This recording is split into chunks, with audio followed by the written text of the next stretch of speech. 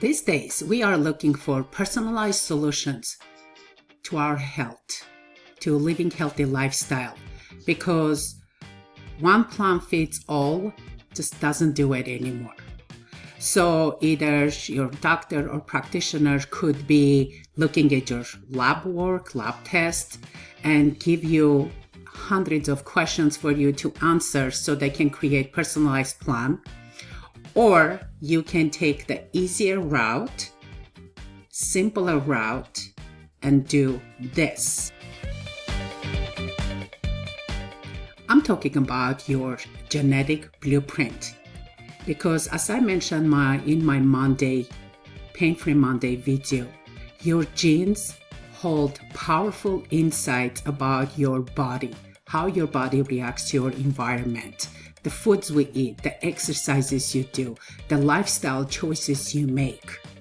Yes, even sometimes your genes can determine what lifestyle choices you make and why. It's so much fun. So today is Quick Fix Friday.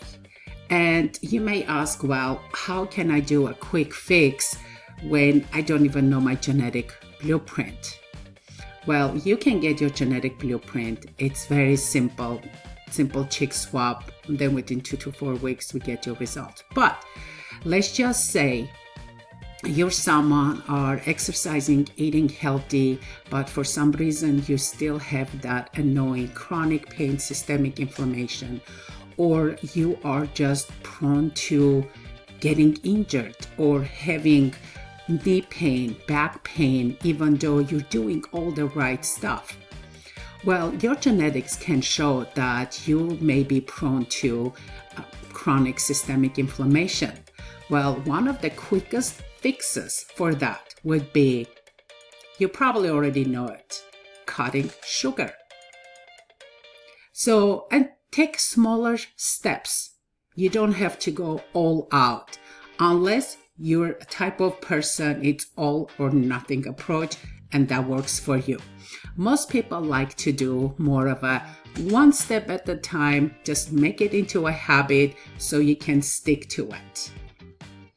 So one of the easiest way to cut sugar is, first of all, get rid of the sugary drinks. Whether you're drinking soda or juices, just concentrate more on water, sparkling water. Make your water more fun. Add some maybe cucumber slices, lemon wedges, or orange wedges. Mint. Just throw in there some mint leaves. It's delicious. Or instead of choosing desserts, maybe you can start off with fruit, real fruit, and then, or go a little bit up higher on your protein. Then if you still want some sugar, eat a little piece of dessert, not the whole thing. Usually what sometimes I do at the restaurant, if I want to try a dessert, I will have a bite or two, and then I'll end up just pouring some salt on it.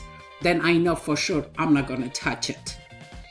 And at home, living by myself, it's so much easier not to buy anything that is not good for me. The only downside is when I want to eat something sweet, something sugary, and I'm sure some of you do this. I open and close my fridge over and over in the hopes of next time I open, there is going to be something sweet in there. Who does that? Maybe some of you do it. If you do, confession time, put it in the comments.